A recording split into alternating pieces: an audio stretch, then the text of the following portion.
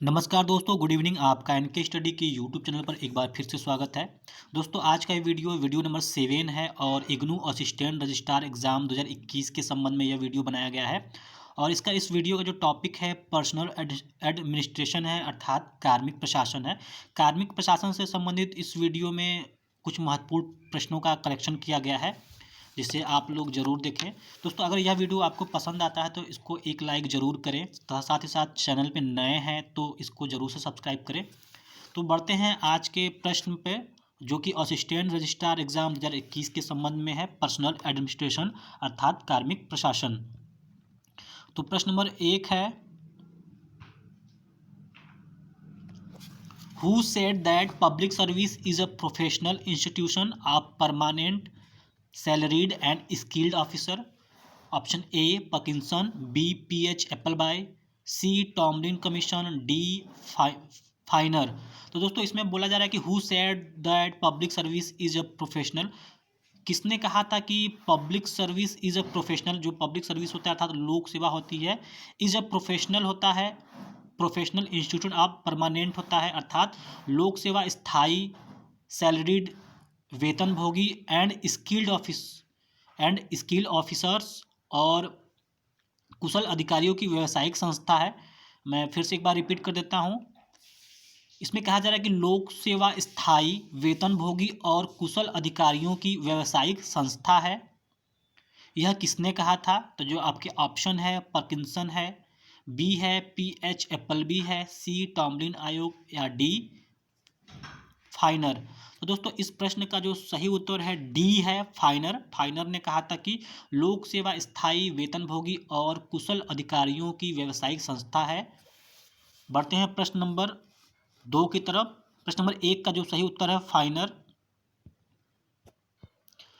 प्रश्न नंबर 2 है कि which of the following things are included in promotion?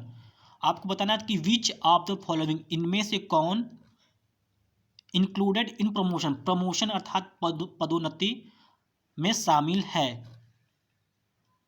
अर्थात पदोन्नति में निम्नलिखित में से कौन सी चीज़ें शामिल होती हैं? जो पहला ऑप्शन है चेंजेस इन वर्कलोड्स, अर्थात वर्कलोड जो कार्यभार होता है उसमें चेंजेस होता है, परिवर्तन होता है। जो दूसरा है चेंजेस इन रिस्पॉन्सिबिलिटीज़, अर्थात जो जिम्मेदारी है, उत्तरदायित्व है, उसमें जो परिवर्तन होता है।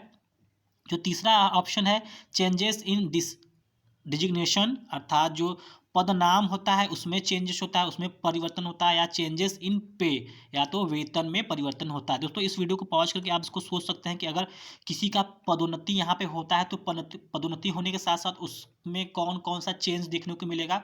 तो जाहिर सी बात है, जब पदोन्नति होता है तो उसके कार्यभार में जो है कि चेंज देखने को मिलता है, उसके उत्तरदायित्व में परिवर्तन देखने को मिलता है, उसके पद नाम में भी परिवर्तन होता है और उसके सैलरी में भी परिवर्तन होता है। तो इस तरह प्रश्न नंबर 2 का जो चारों उत्तर सही है और चारों उत्तर में जो डी है 1, 2, 3 व 4 सभी सही हैं। बढ़ते हैं प्रश्न नंबर 3 की ओर। प्रश्न नंबर 3 में कह रहा है कि हुज स्टेटमेंट इज दैट, अर्थात यहाँ पे एक स्टेटमेंट दिया गया है, एक कथन है, बताना है कि यह कथन किसका है। तो इसमें कहा जा रहा है कि recruitment is the corner stone of public personal structure as long as the recruitment policy is appropriate, is not formed in a committee manner, there can be little hope of producing first class employee। इसमें कह रहा है कि यह कथन किसका है कि भर्ती सार्वजनिक कार्मिक ढांचे की आधारशिला है, अर्थात जो पब्लिक पर्सनल स्ट्रक्चर है, भर्ती सार्वजनिक कार्मिक जो ढांचा है उसमें उसकी आधारशिला है। As long as the recruitment policy, जब तक कि भर्ती की नीति को उपयुक्त ढंग से नहीं बनाया जाता, is not form in a committee manner, there can be little hope of producing first class employee. तो प्रथम कोटि के कर्मचारियों का निर्माण करने की थोड़ी आशा ही की जा सकती है। मैं इसको एक बार फिर से रिपीट कर देता हूँ। इसमें कहा जा रहा है कि यह कथन किसका है कि भारतीय सार्वजनिक कार्मिक ढांचे की आधारशिला है, जब तक भर्ती की नीति को उपयुक्त ढंग से नहीं बनाया जाता, प्रथम कोटि के कर्मचारियों का निर्माण करने की थोड़ी आशा ही की जा सकती है। आपको बताना यह कथन किसका है। तो यह कथन जो ऑप्शन दिया है एल डी वाइट, जो दूसरा ऑप्शन है हूवर कमीशन है, और जो तीसरा ऑप्शन है फुलटन कमेटी है, और जो चौथा है स्टॉल। तो यह कथन स्टॉल का है। स्टॉल ने कहा था कि भर्ती सार्वजनिक कार्मिक ढांचे की आधारशिला है। जब तक भर्ती की नीति को उपयुक्त ढंग से नहीं बनाया जाता है तो प्रथम कोटि के कर्मचारियों का निर्माण करने की थोड़ी आशा ही की जा सकती है। बढ़ते हैं प्रश्न नंबर 4 की ओर। प्रश्न नंबर 4, अब इसको इम्पोर्टेंट कर लीजिएगा। इसमें क्या कह रहा है कि whom does the Lloyd Law Follett Act of 1912 USA deal with। यहाँ पे LLE जो है कि गलती से प्रिंट हो गया है, गलती से टाइप हो गया है। तो यहाँ पे जो चौथा प्रश्न है whose यहाँ पे जो चौथा प्रश्न है whom does the Lloyd Law Follett Act, आपको लॉयड लॉ फॉलेट एक्ट 1912 को याद रखना है और बताना है कि इसमें संयुक्त राज्य अमेरिका में किससे इसका सरोकार है, अर्थात संयुक्त राज्य अमेरिका में इससे किससे संबंधित है लॉयड लॉ फॉलेट एक्ट का जो 1912 का है। तो जिसका ऑप्शन है राइट टू स्ट्राइक, अर्थात स्ट्राइक मतलब हड़ताल। राइट टू स्ट्राइक हड़ताल का अधिकार यह देता है। राइट टू ऑर्गेनाइजेशन संगठन का अधिकार देता है। नेगोशिएशन मैकेनिज्म अर्थात समझौता वार्ता का यंत्र है, समझौता वार्ता का तंत्र है। अथवा डी पॉलिटिकल एक्टिविटीज़ या राजनीतिक एक्टिविटीज़ गतिविधियाँ। तो दोस्तों प्रश्न नंबर 4 का जो सही उत्तर है Lloyd La Follette Act of 1912 जो है संयुक्त राज्य अमेरिका में संगठन का अधिकार अर्थात राइट टू ऑर्गेनाइजेशन का अधिकार देता है। प्रश्न नंबर 4 का जो सही उत्तर है बी। दोस्तों यहाँ पे किन्हीं कारण से जो है कि टिक का ऑप्शन वीडियो बनाते समय नहीं आ पा रहा है, तो जो मैं कह रहा हूँ कि अगर ए है तो ए, बी है तो बी, उसी पे आप ध्यान दीजिए। तो प्रश्न नंबर 4 का जो सही उत्तर है बी है। बढ़ते हैं प्रश्न नंबर 5 की ओर। प्रश्न नंबर 5 को भी आप इम्पोर्टेंट कर लीजिएगा। इसमें कह रहा है कि to whom is the United State Taft Hartley Act 1947 related. इसमें कह रहा है संयुक्त राज्य अमेरिका के टैफ्ट हार्टले एक्ट 1947 का संबंध किससे है। तो जो ऑप्शन है राइट टू ऑर्गेनाइजेशन अर्थात संगठन का अधिकार, पॉलिटिकल एक्टिविटीज अर्थात राजनीतिक गतिविधियां, राइट टू स्ट्राइक अर्थात हड़ताल का अधिकार, या फिर नेगोटिएशन मैकेनिज्म या फिर समझौता वार्ता तंत्र। तो दोस्तों आपको लॉयड लॉ फॉलेट एक्ट और टैफ्ट हार्टले एक्ट जो है कि इसको आप ट्रिक के माध्यम से आप इसको याद कर लीजिएगा। तो प्रश्न नंबर 5 का जो सही उत्तर है सी है, राइट टू स्ट्राइक अर्थात हड़ताल का अधिकार। बढ़ते हैं प्रश्न नंबर 6 की ओर। प्रश्न नंबर 6 में बोल रहा है कि in which year was the Whitley council established in Britain. आपको बताना है कि इन विच ईयर किस वर्ष में व्हीटले काउंसिल एस्टेब्लिश इन ब्रिटेन, किस वर्ष में ब्रिटेन में व्हीटले काउंसिल को स्थापित किया गया था। तो इसका जो सही उत्तर है यहाँ पे ऑप्शन है 1917, 1918, 1919, 1922। तो जिसका सही उत्तर है 1919 में, अर्थात 1919 में जो सी ऑप्शन है वो सही है। 1919 में व्हीटले काउंसिल की स्थापना ब्रिटेन में किया गया था। बढ़ते हैं प्रश्न नंबर 7 की ओर। इसमें कह रहा है on whose recommendation was the Joint Advisory Council establish in India. यहाँ पे संयुक्त सलाहकार परिषद, ज्वाइंट एडवाइजरी काउंसिल का आशय है संयुक्त सलाहकार परिषद। भारत में जो है कि किसके रिकमेंडेशन पे अर्थात किसके सिफारिश पर ज्वाइंट एडवाइजरी काउंसिल अर्थात संयुक्त सलाहकार परिषद की स्थापना की गई थी। तो जिसका ऑप्शन है फर्स्ट पे कमीशन अर्थात पहला वेतन आयोग, दूसरा है सेकेंड पे कमीशन दूसरा वेतन आयोग, तीसरा है तीसरा वेतन मतलब सी जो है थर्ड पे कमीशन, जो डी है एडमिनिस्ट्रेटिव रिफॉर्म्स कमीशन जिसका आशय है कि प्रशासनिक सुधार आयोग। तो प्रश्न नंबर जो 7 है जो उसका सही उत्तर है बी है, सेकेंड पे कमीशन ने अर्थात दूसरे वेतन आयोग ने भारत में संयुक्त सलाहकार परिषद की स्थापना की सिफारिश की थी। बढ़ते प्रश्न नंबर 8 की ओर। प्रश्न नंबर 8 में पूछ रहा है कि which of the following are the principles of salary for government employees. इनमें कह रहा है कि सरकारी कर्मचारियों के लिए वेतन के निम्न में से कौन से सिद्धांत है। विच ऑफ द फॉलोइंग निम्नलिखित में से कौन आर द प्रिंसिपल सिद्धांत हैं ऑफ सैलरी वेतन के फॉर गवर्नमेंट एम्प्लॉय मतलब सरकारी एम्प्लॉय अर्थात सरकारी कर्मचारियों के लिए वेतन के निम्न में से कौन सिद्धांत हैं। तो जो पहला है सोशल डिस्कोर्स अर्थात सामाजिक विमर्श, दूसरा है मेंटेनिंग इफिशियंसी, अर्थात इफिशियंसी को मेंटेन करने के लिए, अर्थात कुशलता बनाए रखने के लिए। जो तीसरा है, प्रश्न आप एक बार फिर से देख लीजिए, इसमें कह रहा है कि सरकारी कर्मचारियों के लिए वेतन के कौन से सिद्धांत हैं। तो वेतन देने के लिए इसमें सरकारी कर्मचारियों के कौन से सिद्धांत है। तो जो पहला ऑप्शन है सामाजिक विमर्श, दूसरा ऑप्शन है कुशलता बनाए रखना, जो तीसरा ऑप्शन है इक्विवेलेंस विद एक्सटर्नल एम्प्लॉयज़, अर्थात जो बाहरी कर्मचारी होते हैं उसके साथ इक्विवेलेंस बनाए रखना, अर्थात तुल्यता बनाए रखना। जो चौथा है सस्टेनेबल एक्सपेंडिचर, अर्थात निर्वाह व्यय। जो पांचवा है equal pay for equal work, अर्थात समान कार्य के लिए समान वेतन। जो छठा है पॉलिटिकल डिस्कोर्स या फिर राजनीतिक विमर्श। तो सरकारी कर्मचारी के लिए वेतन के कौन से सिद्धांत हैं, इन 6 ऑप्शन में से आपको जो है कि टिक करना है कि 2, 3 और 4, 3, 4, 5, 6, और जो सी है 1, 2, 3, 4, 5, 6, या फिर डी 1, 2, 3, 4 और 5। तो दोस्तों इसमें जो सही ऑप्शन है डी है, 1, 2, 3, 4 और 5। इसमें पॉलिटिकल डिस्कोर्स अर्थात राजनीतिक विमर्श का कोई लेना देना नहीं होता है।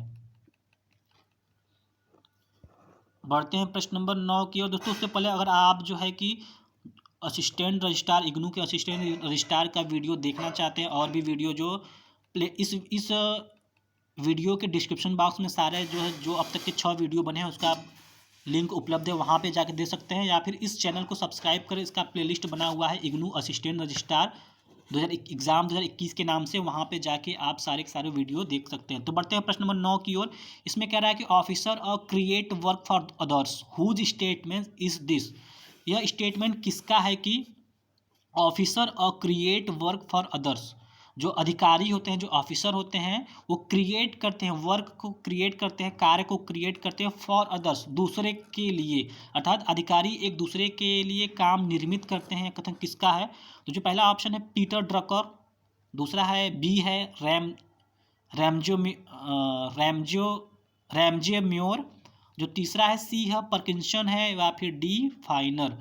तो इसका जो सही उत्तर है 9वें प्रश्न का सी उत्तर सही है। पार्किंसन ने कहा था कि अधिकारी एक दूसरे के लिए काम निर्मित करते हैं। दोस्तों जितने भी स्टेटमेंट हैं या तो फिर कुछ ऐसे इंपॉर्टेंट हैं जैसे लॉयड लॉ फॉलेक्ट एक्ट हो गया या फिर टैफ्ट हार्टले एक्ट हो गया, इसको आप अपने ट्रिक के माध्यम से इसको जरूर से याद करें। जो 10वां है who among the following became निरंकुशता सिद्धांत, अर्थात निरंकुशता के सिद्धांत से संबंधित कौन है।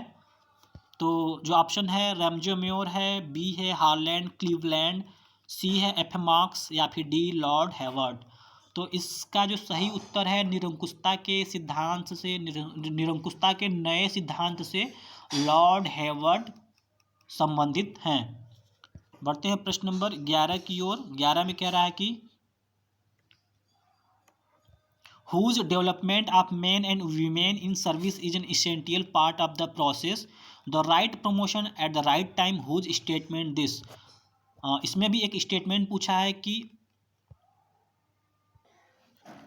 सेवा में पुरुषों और स्त्रियों की पूरी प्रतिभा के विकास की प्रक्रिया का अनिवार्य अंग है सही समय पर सही पदोन्नति। इसमें से किसने कहा है कि सही समय पर सही पदोन्नति ही सेवा में पुरुषों और स्त्रियों की पूरी प्रक्रिया के विकास की प्रक्रिया का अनिवार्य अंग है। तो इसमें जो ऑप्शन है Fulton Committee, Northcote Report, Hoover Commission, या फिर the Administrative Reforms Commission of India, अर्थात भारतीय प्रशासनिक सुधार आयोग। तो इस प्रश्न का जो सही उत्तर ए है, फुलटन कमेटी ने कहा था कि सही समय पर सही पदोन्नति का आशय है सेवा में पुरुषों और स्त्रियों की पूरी प्रतिभा के विकास की प्रक्रिया का अनिवार्य अंग। तो बढ़ते हैं प्रश्न नंबर 12 की ओर। When was the Pendleton act passed in USA. संयुक्त राज्य अमेरिका में पेंडल्टन एक्ट कब पास हुआ था। तो इसको भी आप याद जरूर रखिएगा। जिसके ऑप्शन है 1873, 1882, 1881 या फिर डी 1883। तो इस प्रश्न का जो सही उत्तर है डी है, 1883 में पेंडल्टन एक्ट पारित हुआ था संयुक्त राज्य अमेरिका में। प्रश्न नंबर 13 है कि on whose recommendation was the Administrative Staff College of India establish. On whose recommendation अर्थात किसके सिफारिश के आधार पर एडमिनिस्ट्रेटिव स्टाफ कॉलेज की स्थापना भारत में की गई थी, अर्थात प्रशासनिक स्टाफ कॉलेज की स्थापना। तो इसका जो सही उत्तर है, हम चलते हैं सीधे सही उत्तर की ओर। All India council for technical education अर्थात अखिल भारतीय तकनीकी शिक्षा परिषद। जो प्रश्न डी है, जो उत्तर डी है 13वें का सही है, अखिल भारतीय तकनीकी शिक्षा परिषद। प्रश्न number 14, which is the final work of union public service commission in recruitment. बोला है कि which is the final work, कौन सा जो है अंतिम वर्क है आप यूनियन पब्लिक सर्विस कमीशन अर्थात यूपीएससी अर्थात संघ लोक सेवा आयोग का। बता रहा है कि भर्ती में अर्थात रिक्रूटमेंट में संघ लोक सेवा आयोग का अंतिम कार्य कौन सा है, तो इसका जो ऑप्शन है सिलेक्शन। यहाँ पे अंतिम कार्य पूछ रहा है, फाइनल वर्क पूछ रहा है, तो सिलेक्शन तो होगा नहीं, अर्थात चयन नहीं होगा। नियुक्ति अपॉइंटमेंट ये भी नहीं होगा। सर्टिफिकेशन अर्थात प्रमाणीकरण, या फिर डी इस्टेब्लिशमेंट स्थापन। तो सी और डी के में आप जा सकते हैं। तो उसका जो सही उत्तर है प्रश्न नंबर 14 का सर्टिफिकेशन अर्थात प्रमाणीकरण भर्ती में संघ लोक सेवा आयोग का अंतिम कार्य होता है। तो बढ़ते हैं प्रश्न नंबर 15 की ओर। पूछ रहा है कि administrative processing put the following forms of punishment in the strict sense of order in the proper order. बोला है कि एडमिनिस्ट्रेटिव प्रोसेसिंग में अर्थात अनुशासनिक कार्यवाही के निम्न रूपों को दंड की कड़ाई के अर्थों में उचित क्रम में रखना है। Punishment in the strict sense अर्थात दंड के कड़ाई के अर्थों में of order in proper order, दंड का जो अर्थ होता है अनुशासनिक कार्यवाही में दंड का जो कड़ाई का अर्थ होता है उसको उचित क्रम में रखना है कि कौन सा सबसे पहले आएगा, उसके बाद कौन सा आएगा, उसके बाद कौन सा आएगा। तो जो ऑप्शन है स्टूपिंग प्रमोशन अर्थात जो दंड में जो दंड के कड़ाई के अर्थ में जो उचित क्रम है उसमें जो पहला है स्टूपिंग प्रमोशन, सबसे पहले पदोन्नति रोकना हो आएगा, या फिर होल्डिंग अप पोस्ट, या फिर पद को होल्ड करना होगा, या फिर सी स्कॉल्डिंग होगा, या फिर डांटना फटकारना होगा। फिर चौथा है रिमूवल फ्रॉम सर्विस, सर्विस से निकाल देना, या फिर पांचवा रिकवरी ऑफ सैलरी, सैलरी की रिकवरी करना, या फिर छठा एक्सपल्सन फ्रॉम सर्विस, सेवा से निष्कासन। तो दोस्तों इसमें जो पहला आएगा सबसे पहले आएगा, तीसरा आएगा डांटना फटकारना अर्थात स्कोल्डिंग आएगा, उसके बाद पहला आएगा पदोन्नति को रोकना, फिर पांचवा आएगा वेतन की वसूली अर्थात रिकवरी ऑफ सैलरी होगा, फिर दूसरा आएगा पद धारणा, फिर छठा आएगा सेवा से निष्कासन, फिर चौथा आएगा सेवा से हटाना। तो इस तरह जो इसका जो सही विकल्प हमें मिल रहा है 3, 1, 5, 2, 6, 4 अर्थात 3, 1, 5, 2, 6, 4 अर्थात ए वाला ऑप्शन सही है। बढ़ते हैं प्रश्न नंबर 16 की ओर।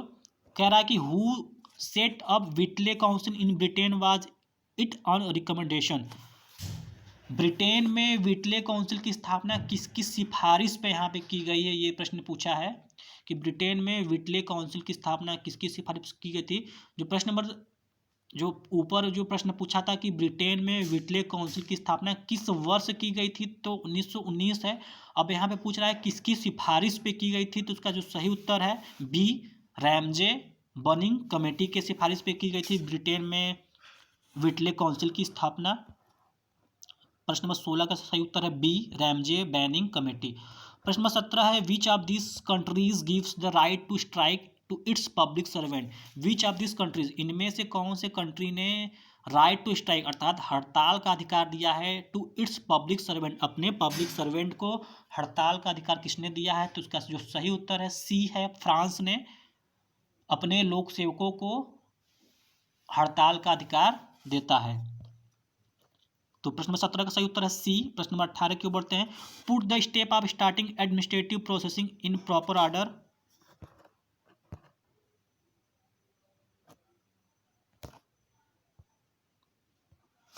अर्थात प्रशासनिक कार्रवाई शुरू करने के चरणों को उचित क्रम में रखना है। अर्थात प्रशासनिक कार्रवाई कैसे शुरू होगा, जो ऊपर का प्रश्न पूछा था इसमें कहा गया था कि अनुशासनिक कार्रवाई के निम्न रूपों को दंड की कड़ाई के अर्थों में रखना था, अर्थात दंड कैसे देगा उसके रूप में रखना था। अब इस प्रश्न में कह रहा है कि प्रशासनिक कार्रवाई को शुरू करने के चरणों को रखना है कि कैसे किस किस चरण से ये शुरू होगा। तो जिसका ऑप्शन 1 है set charge against the employee अर्थात कर्मचारी के विरुद्ध आरोप तय करना, जो सेट चार्ज करना है अर्थात आरोप तय करना है अगेंस्ट द एम्प्लॉय कर्मचारी के विरुद्ध। दूसरा है सस्पेंड द एम्प्लॉय कर्मचारी को निलंबित करना। जो तीसरा यहाँ पे है गिविंग अपॉर्चुनिटी फॉर रेस्क्यू अर्थात बचाव का अवसर देना। Seeking clarification from the employee कर्मचारी से स्पष्टीकरण मांगना। पेनल ऑर्डर दंड आदेश देना। या फिर छठा है फाइंडिंग्स एंड रिपोर्ट निष्कर्ष एवं रिपोर्ट। तो इस तरह जो इसका जो सही उत्तर है इसका जो सही उत्तर है सी होगा। 4 अर्थात seeking clarification from the employee अर्थात कर्मचारी से पहले स्पष्टीकरण मांगा जाएगा।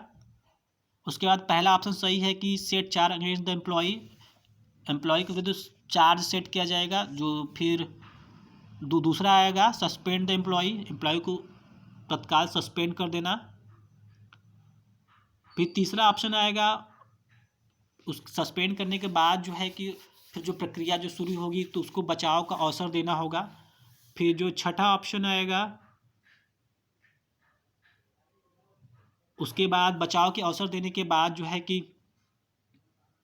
निष्कर्ष एवं रिपोर्ट निकाला जाएगा। निष्कर्ष और रिपोर्ट के आधार पे उसको दंड आदेश दिया जाएगा अर्थात पांचवा फिर आएगा। तो इस प्रकार जो सही उत्तर है सी है 4 1 2 3 6 5। तो बढ़ते हैं प्रश्न नंबर 19 की ओर। 19 कह रहा है कि which of the following is not included in the arrangement of joint Advisory council. यहाँ पे ज्वाइंट एडवाइजरी काउंसिल का अर्थ है संयुक्त सलाहकार परिषद। आपको इसमें बताना है कि which of the following is not included, इनमें से कौन सा इंक्लूडेड सम्मिलित नहीं है in the arrangement of joint Advisory council अर्थात संयुक्त सलाहकार परिषद की व्यवस्था में कौन शामिल नहीं है। तो जो पहला है कैटेगरी सर्विस अर्थात श्रेणी सेवाएं। जो दूसरा है संघ शासित प्रदेश कर्मचारी अर्थात यूनियन टेरिटरी एम्प्लॉयज़। तीसरा है पुलिस पर्सनल अर्थात पुलिसकर्मी। जो चौथा है केंद्रीय सचिवालय सेवा श्रेणी अर्थात सेंट्रल सेक्रेटरी सर्विस कैटेगरी। तो आपको बताना इसमें कौन सा शामिल नहीं है ज्वाइंट एडवाइजरी काउंसिल के अरेंजमेंट में व्यवस्था में। तो उसका जो ऑप्शन है 1 2 3 शामिल नहीं है अर्थात श्रेणी सेवाएं union territory employees police personal इसमें शामिल नहीं होती है। केवल शामिल होता है केंद्रीय सचिवालय सेवा श्रेणी बी अर्थात जिसका सही उत्तर है। यहाँ पे प्रश्न पूछा है कि कौन शामिल नहीं है। तो जो उसका 19वें का पहला जो आंसर होगा वो सी होगा 1 2 और 3 शामिल नहीं है। प्रश्न नंबर 20 में पूछ रहा है कि arbitration board in India was establish under whose administrative control on a sample of the UK public service arbitration tribunal went. इसमें पूछ रहा है कि ब्रिटेन के लोक सेवा मध्यस्थता ट्रिब्यूनल के नमूने पर भारत में मध्यस्थता बोर्ड की स्थापना किसके प्रशासनिक नियंत्रण के अंतर्गत की गई थी। मैं फिर से रिपीट कर दे रहा हूँ 20वें का। पूछ रहा है कि ब्रिटेन के लोक सेवा मध्यस्थता ट्रिब्यूनल के नमूने पर भारत में मध्यस्थता बोर्ड की स्थापना किसके सिफारिश पे की गई थी। तो आप जो है कि इसका की वर्ड पकड़िएगा कि भारत में मध्यस्थता बोर्ड की स्थापना किसके सिफारिश पे की गई थी। तो इसका सही उत्तर है सी मिनिस्ट्री ऑफ लेबर अर्थात श्रम मंत्रालय के सिफारिश पे की गई थी। तो बढ़ते हैं अगले प्रश्न की ओर जो प्रश्न नंबर 21 है। 21 में पूछ रहा है कि it grieve and grieve under the cloak of ministerial responsibility and ministerial dictatorship which would sometimes destroy its creator like the monster of Frankenstein seems to be doing who said this. बहुत ही लंबा प्रश्न है। इसमें कहा रहा है कि हु सेड दिस, इसको किसने कहा था कि मंत्री उत्तरदायित्व और मंत्रिमंडलीय तानाशाही के लबादे में यह पली और बढ़ी है अर्थात यह इट ग्रीव एंड ग्रीव अर्थात यह पली और बढ़ी है under the cloak of ministerial responsibility अर्थात मंत्री उत्तरदायित्व और मंत्रिमंडलीय तानाशाही के लबादे में विच वुड समटाइम्स जो कि कभी कभी डिस्ट्रॉय इट्स क्रिएटर जो कि कभी कभी फ्रैंकस्टीन के दैत्य की तरह अपने निर्माता को ही नष्ट करती हुई प्रतीत होती है। तो इसका जो सही उत्तर है बी है अर्थात 21वें प्रश्न का सही उत्तर बी है। रैमजे म्योर ने ऐसा कहा था कि मंत्री उत्तरदायित्व और मंत्रिमंडलीय तानाशाही के लबादे में यह पली और बढ़ी है, जो कभी कभी फ्रैंकेस्टीन के दैत्य की तरह अपने निर्माता को ही नष्ट करते हुए प्रतीत होती है। तो बी सही उत्तर है, रैमजे म्योर। बढ़ते हैं प्रश्न नंबर 22 की ओर। इसमें कह रहा है कि in which of the following countries do public servants have more political rights. कह रहा है कि इनमें से in which of the following countries, निम्नलिखित कंट्रीज में से, अर्थात जो ऑप्शन है उसको उसके आधार बताना है कि इनमें से किस देश ने do public servants have more political rights, अर्थात किन देशों में लोक सेवकों को अधिक राजनीतिक अधिकार प्राप्त है। Public servants have more political right, अर्थात लोक सेवकों को अधिक राजनीतिक अधिकार प्राप्त है। तो A United State of America, B France, C Britain या फिर डी इंडिया। तो इसका जो सही उत्तर है प्रश्न नंबर 22वें का जो सही उत्तर है, लोक सेवकों को अधिक राजनीतिक अधिकार प्राप्त फ्रांस में है।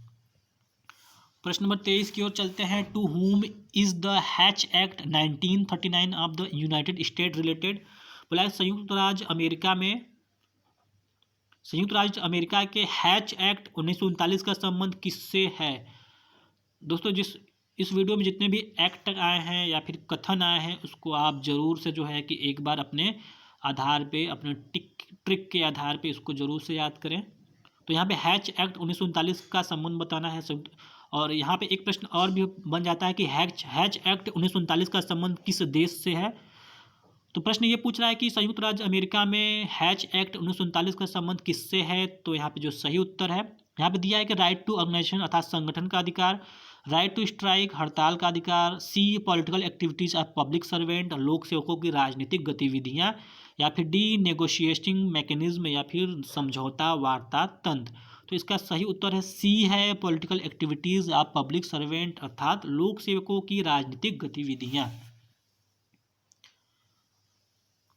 अगला जो प्रश्न है प्रश्न नंबर 24 है। इसमें कहा जा रहा है कि protection bureaucracy is also called. जो प्रोटेक्शन ब्यूरोक्रेसी अर्थात प्रोटेक्शन का आशय है संरक्षण है, ब्यूरोक्रेसी का आशय है नौकरशाही। तो यह प्रश्न बनता है कि संरक्षण नौकरशाही को कहा जाता है। ये पहला ऑप्शन है कास्ट ब्यूरोक्रेसी अर्थात जाति नौकरशाही, बी फ्यूडल ब्यूरोक्रेसी अर्थात सामंती नौकरशाही, सी गार्जियन ब्यूरोक्रेसी अर्थात अभिभावक नौकरशाही, या फिर डी पोस्ट अवार्ड सिस्टम या फिर पद पुरस्कार प्रणाली। तो संरक्षण नौकरशाही को पद पुरस्कार प्रणाली कहा जाता है। बढ़ते हैं अगले प्रश्न की ओर, जो प्रश्न नंबर 25 है। इसमें कह रहा है कि which is the traditional home of conservation bureaucracy. Which is the traditional home, इनमें से कौन ट्रेडिशनल होम है अर्थात परंपरागत घर है ऑफ कंजर्वेशन ब्यूरोक्रेसी, अर्थात संरक्षण नौकरशाही का परंपरागत घर कौन सा, अर्थात संरक्षण नौकरशाही कहाँ किस देश से संबंधित है। प्रश्न नंबर 24 में आपने जाना कि संरक्षण नौकरशाही को क्या कहा जाता है। तो संरक्षण नौकरशाही को पद पुरस्कार प्रणाली कहा जाता है। अब इसमें प्रश्न पूछ रहा है कि संरक्षण नौकरशाही का परंपरागत घर कौन सा है। तो उसका सही ऑप्शन है डी यूएसए अर्थात संयुक्त राज्य अमेरिका संरक्षण नौकरशाही का परंपरागत घर है। दोस्तों, यहाँ पे happened USA France Germany typing error है। बढ़ते हुए प्रश्न नंबर 26 की ओर पूछ रहा है कि where the most development of the idea of neutrality in public service, अर्थात where is the most development अर्थात सर्वाधिक विकास कहाँ हुआ of the idea of neutrality. Neutrality का यहाँ पे आशय है तटस्थता से।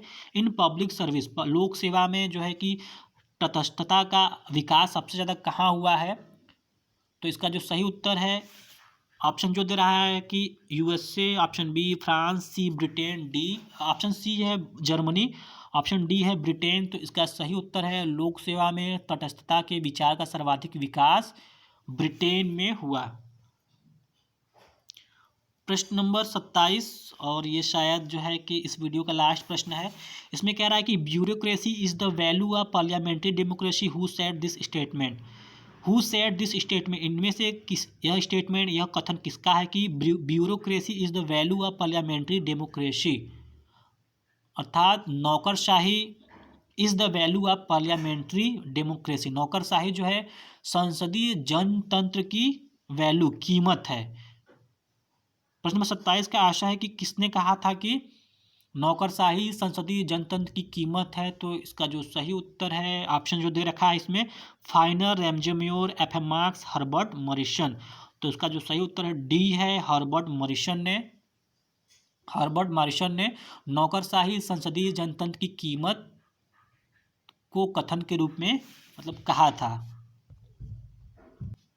तो दोस्तों इस वीडियो में इतने ही प्रश्न रखते हैं, अन्यथा वीडियो बहुत ही लंबा हो जाएगा, लगभग आधे घंटे का वीडियो बन चुका है।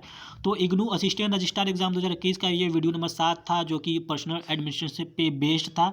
इसका जो अगला वीडियो नंबर 8 होगा, वो भी कार्मिक प्रशासन से ही रिलेटेड होगा। उससे पहले अगर आपने चैनल को सब्सक्राइब नहीं किया है तो प्लीज़ सब्सक्राइब कर दें, तथा जो भी इस चैनल को देखते हैं प्लीज़ एक लाइक तो ज़रूर करें, साथ ही साथ नए हैं चैनल पर तो इसको सब्सक्राइब करना ना भूलें। इस वीडियो के डिस्क्रिप्शन बॉक्स में पिछले के 6 वीडियो के लिंक पड़े हुए, वहाँ जाकर भी आप देख सकते हैं, या फिर सब्सक्राइब कर इस वीडियो के प्लेलिस्ट में सारे के सारे वीडियो पड़े हुए हैं, जो कि असिस्टेंट रजिस्ट्रार एग्जाम 2021 के नाम से पड़े हुए हैं। उसको देख के आप वहाँ जाकर देख सकते हैं। तब तक के लिए मिलते हैं अगले वीडियो में, जो वीडियो नंबर 8 होगा पर्सनल एडमिनिस्ट्रेशन से। धन्यवाद।